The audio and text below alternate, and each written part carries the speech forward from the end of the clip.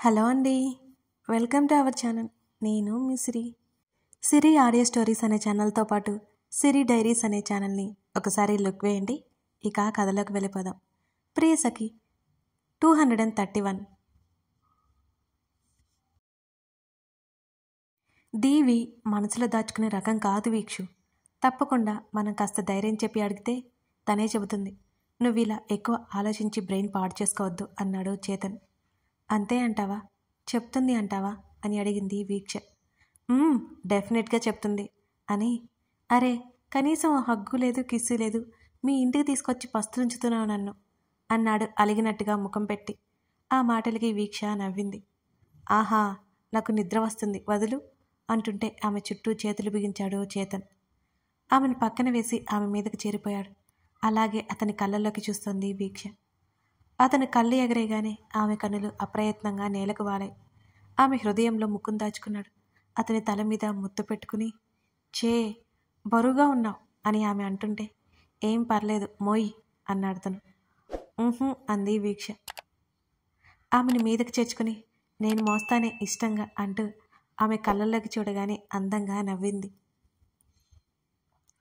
అతని వెచ్చటి కౌగిలిలో, ఆ గాఢమైన వెచ్చని కౌగిలిలో నిద్రలోకి జారుకుంది.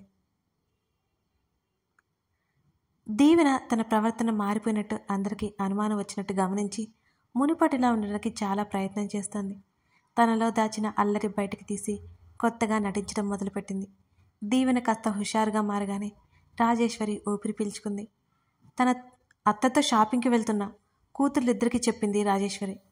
ఇప్పుడు అకేషన్ ఏం లేదు కదా, సడన్గా షాపింగ్ ఏంటి? టిఫిన్ చేస్తూ అడిగింది వీక్ష. ఇంకో 1 వీక్లో ధరణికి సీమంతం ఉంది, అందుకే వెళ్తున్నాం అని రాజేశ్వరి అనగానే, వావ్, ఇద్దరు కీచుగా అరిచారు. మీకు కూడా శారీ తీసుకోమంటారా, లేకపోతే మీరే వెళ్ళి తెచ్చుకుంటారా? రాజేశ్వరి వెళ్ళడానికి సిద్ధమైపోతూ అడిగింది కూతుర్లిద్దరిని. నువ్వే తీసుకురా, సెలక్షన్ చేయడానికి అత్త ఉంది కదా అని వీక్ష నవ్వింది. నాకు మాత్రం ఆ చీరలు వద్దు, చీర కొని పెళ్లి చేసి పంపిద్దామని చూస్తున్నావేమో తల్లి వైపు గుర్రుగా చూస్తూ చెప్పింది దీవెన. సరేనే, నీకు డ్రెస్ తీసుకుంటానులే నిట్టూరుస్తూ చెప్పి వెళ్ళిపోయింది రాజేశ్వరి. సరే, నేను వెళ్తాను. చేతన్ వెళ్ళిపోవడానికి సిద్ధమయ్యాడు. ఈవినింగ్ వస్తాను నేను అంది వీక్ష. అబ్బా, అప్పుడేనా? ఉండొచ్చుగా 2 రోజులు గారంగా అడిగింది తన అక్కని దీవెన. నాకైతే వర్క్ ఉంది, భుజాలు కదిలించి వెళ్ళడానికి సిద్ధమైపోయాడు చేతన్. అక్క ప్లీజ్ అంది దీవెన బ్రతిమాలతో. సరే సరే, నేను రేపు వస్తాను అంటూ అతనితో పాటు బయట వరకు వచ్చింది వీక్ష. ఓయ్, నా పరిస్థితి ఏంటి ఇంట్లో అన్నాడు గుర్రగా చూస్తూ ఆమెని. ప్లీజ్ చే, అది ఎందుకో సఫర్ అవుతుంది, అది తెలుసుకోవాలి, ప్లీజ్ నువ్వు కూడా వచ్చాయి అని వీక్ష అంటుంటే, లేదురా, నిజంగానే వర్క్ ఉంది, నీకు తెలుసు కదా, అందుకే హడావుడి, నువ్వే త్వరగా వచ్చాయి అని ఆమె చెంప మీద ముద్దు ఇచ్చి వెళ్ళిపోయాడు చేతన్.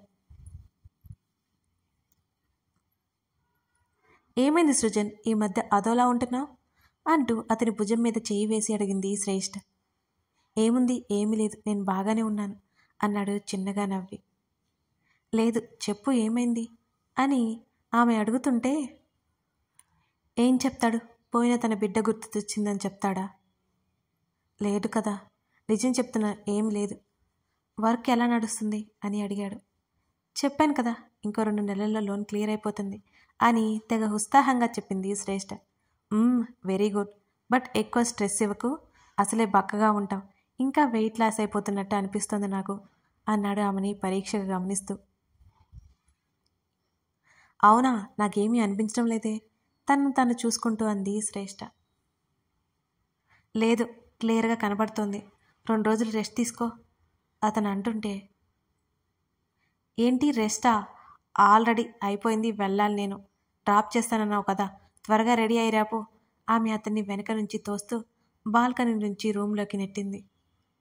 అరే, ఈ అల్లరి పిల్లకి ఎంత రెస్పాన్సిబిలిటీ ఆమెను ఉడికిస్తూ అన్నాడు సృజన్. ఓయ్, అయితే ఇంతకుముందు నాకు రెస్పాన్సిబిలిటీ లేదా కోపంగా అడిగింది శ్రేష్ఠ. నేనిప్పుడు సంగతి మాట్లాడుతున్నాను ఆమె బుగ్గలాగాడు. చాలే అని. ధరణి సీమంతమట, ఆ రోజుకి వర్క్ ఫినిష్ చేసుకో అంది.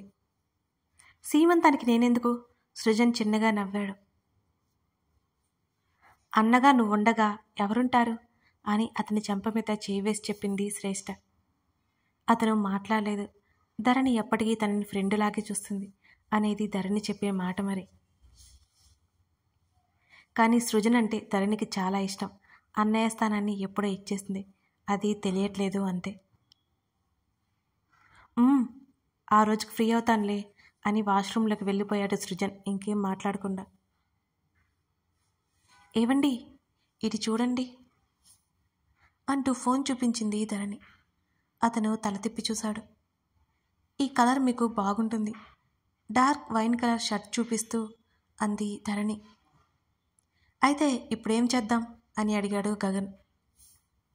తీసుకోండి అంది మూతి ముడిచి. సరే అంటూ ల్యాపీలోకి తలదూర్చాడు.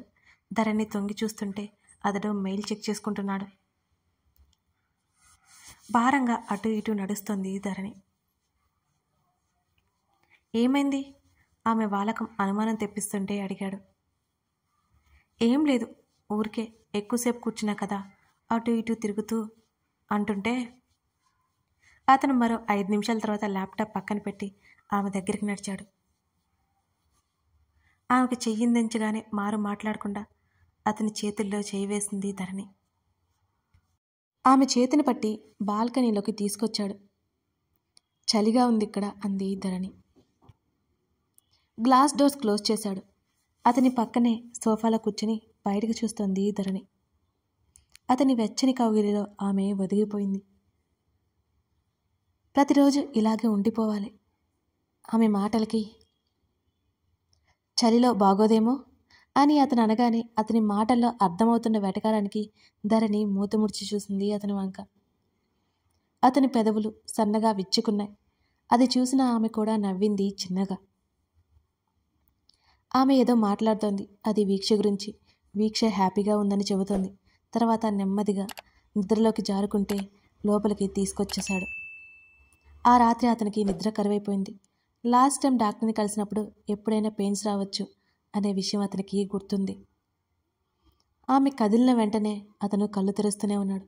కలత నిద్రలోనే గడిపేశాడు.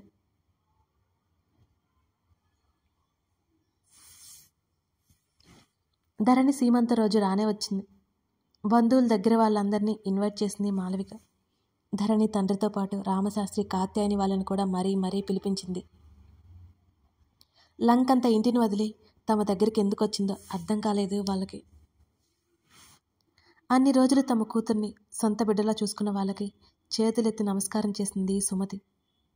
వాళ్ళకి ఏ లోటు రాకుండా చూసుకోమని గగన్ చెప్పడంతో అతిథి మర్యాదలకి కొదవ లేకుండా పోయింది వాళ్ళకి.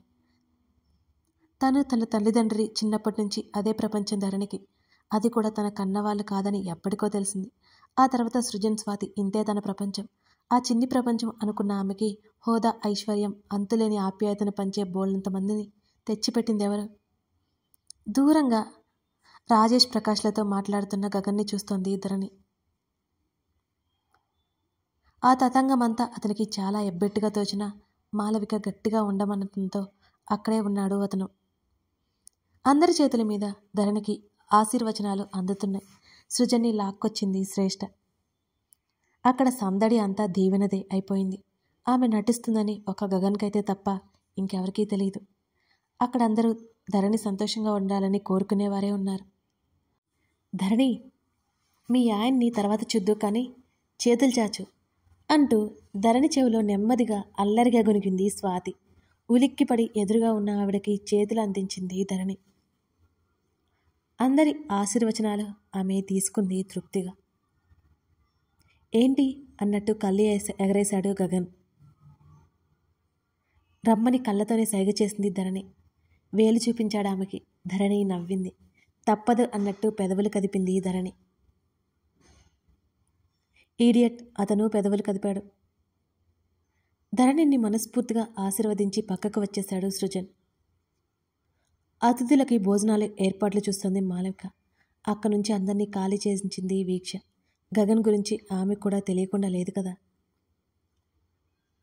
జయ రాజేశ్వరి అతిథుల్ని చూసుకుంటూ అక్కడే ఉండిపోయారు. వెళ్ళు గగన్ చెప్పేసి బయటికి వెళ్ళిపోయాడు ప్రకాష్. కొడుకు చేతిని పట్టుకొని తీసుకెళ్ళిపోయింది మాలవిక. నాకేం చేయాలో తెలియదు మామ్ అని గగన్ అదోలా ముఖం పెట్టుకుని చెప్పాడు. ధరణి ముఖాన్ని ముచ్చుగా పెట్టుకుని కూర్చుంది అతని మాటలకి. అవకాశాన్ని సృజన్ వదిలిపెట్టలేదు.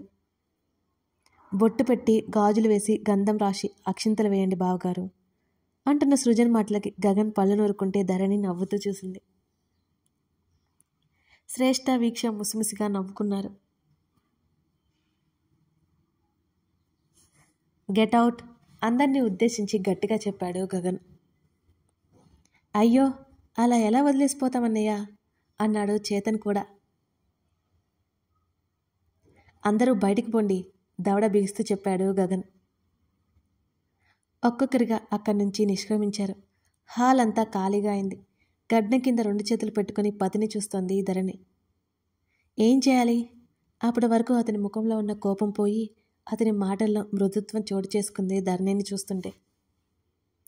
సృజన్ చెప్పాడు కదా గుర్తులేదా మీకు? పెద్ద పెద్ద కళ్ళతో అలాగే చూస్తూ చెప్పింది ధరణి. నాకు తీసేయడం వచ్చు, వేయడం రాదు అన్నాడు అతను. అతని మాటల్లో అర్థానికి ఆమె కళ్ళు నేలెకవాలే. సిగ్గుతో ఆమె చెంపలు ఎర్రబడ్డాయి. ఆమె తల మీద అక్షింతలు వేసి నువ్వు ఏది అనుకుంటే అది జరుగుతుంది అని చెప్పాడు గగన్. దాన్ని ఆశీర్వచనం అంటారా? ధరణి అలాగే చూస్తుంటే. ఎస్ ఆమెను 2 చేతుల్లోకి తీసుకున్నాడు అతను. ఈ గెటప్లో యావరేజ్గా ఉన్నాం. అతని మాటలకి ముఖం ముడుచుకుపోయింది ధరణికి. బరువుగా ఉంటాను అంది నెమ్మదిగా. అతను ఒక్కొక్క మెట్టు ఎక్కుతూ పర్లేదు నేను హ్యాండిల్ చేయగలను అన్నాడు.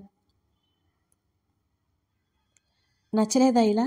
అతని మెడ చుట్టూ చేతులు బిగించి కాసేపటి తర్వాత అడిగింది ధరణి. గది రాగానే తలుపు తెరిచింది. నెమ్మదిగా ఆమెని మంచం మీదకి చేర్చాడు. కాస్త వెనక్కి సర్దుకుని గడ్డానికి తడుముకుంటూ పైనుండి కింద వరకు చూశాడు ఆమెని. ఏడిపించకండి ఆమె అలకగా చూసింది. బావున్నావు అన్నాడు గగన్ ఈసారి. నిజంగానా అని ఉత్సాహంగా అడిగింది ధరణి. నమ్మట్లేదా నువ్వు? అప్రిషియేషన్ చేస్తాను నేనైతే అన్నాడు ఆమెకి ఎదురుగా కూర్చుంటూ. అతని ప్రశంస అతని పొగడ్త ఎలా ఉంటుందో ధరణికి తెలిసి ఆమె పెదవులు విచ్చుకుంటే ఆమె బుగ్గలు మరింత ఎర్రగా మారిపోయాయి. గంధం రాసుకుని లేత ముద్దబంతిలా ఉంది ఆమె. ఆమె ముక్కు మీద పడిన కుంకుమ మరకల్ని నెమ్మదిగా తుడిచాడు. అతని చేయి ఆమె చెంపని తడమగానే అప్రయత్నంగా ఆమె కనులు మూసుకుపోయాయి. తామర రేకుల్లాంటి ఆమె పెదవులు తడారిపోతుంటే ముందుకు వంగి ఆ పెదవుల మీద కొత్త తడిని చేర్చాడు. అప్రయత్నంగా వెనక్కి వాలిపోయింది ధరణి. ఇప్పుడు అస్సలు టెంప్ట్ చేయకు, కరెక్ట్ టైం కాదు అంటూ వెనక్కి వాలిపోతున్న అతని షర్టు పట్టుకుని అతని పెదవుల మీద ముద్దు పెట్టుకుంది ధరణి. కథ కొనసాగుతుంది. ఈ స్టోరీ మీకు ఎలా అనిపించిందో చెప్పడం మర్చిపోకండి ఫ్రెండ్స్. అలాగే సబ్స్క్రైబ్ చేసుకుని సపోర్ట్ చేస్తారని భావిస్తున్నాను. స్టోరీ ఎలా నడుస్తుంది? నచ్చిందా మీకు? Thank you for watching this video. మరో ఎపిసోడ్తో మళ్ళీ కలుద్దాం.